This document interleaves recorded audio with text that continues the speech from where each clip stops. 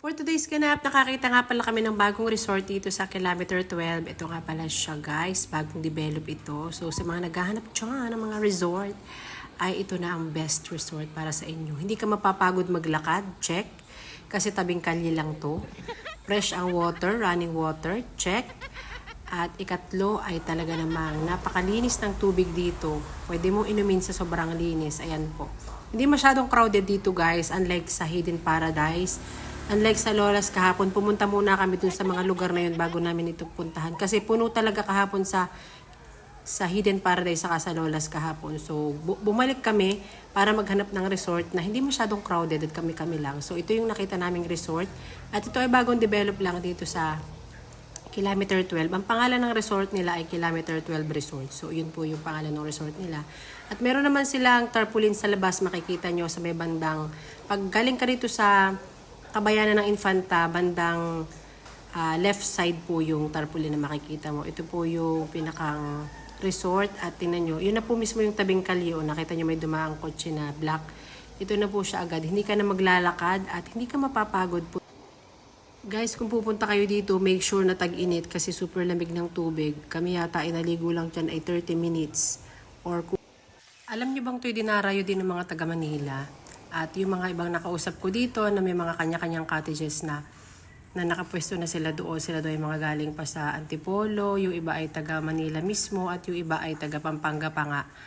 So ito ay dinadayo na hindi sila makatagal sa sobrang lamig ng tubig. Kaya sila ay habang iintay ng tiyempo ay sila muna ay nagsisipag-inom dun sa mga cottages. So, pampainit daw bago sila lumubog sa tubig dito. At hindi din nila kaya ang super lamig ng tubig dito. Ay nako, enjoy na enjoy ko yung moment na ito dahil hindi nga crowded, kami-kami lang at talaga namang super linis ng tubig. Tara na dito guys!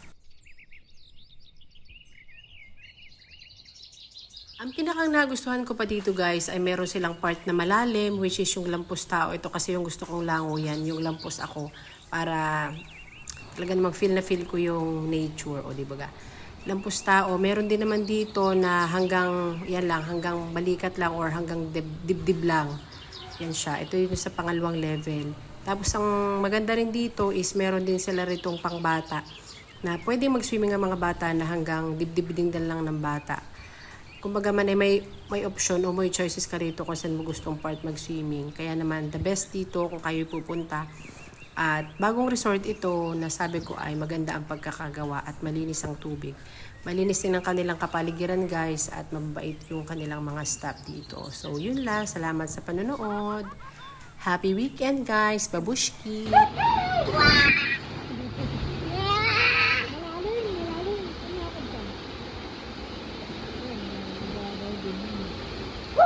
Sarap!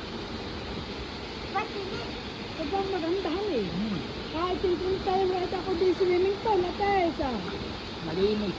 malinis ito. Nabilin di yan. Anay kong napakaganda. Ang pangalan Edita. Oo. Ganda na eh. Oh. Sino yung kita ka maganda? Maginaw anak, maginaw. Ay, bawal. Dito.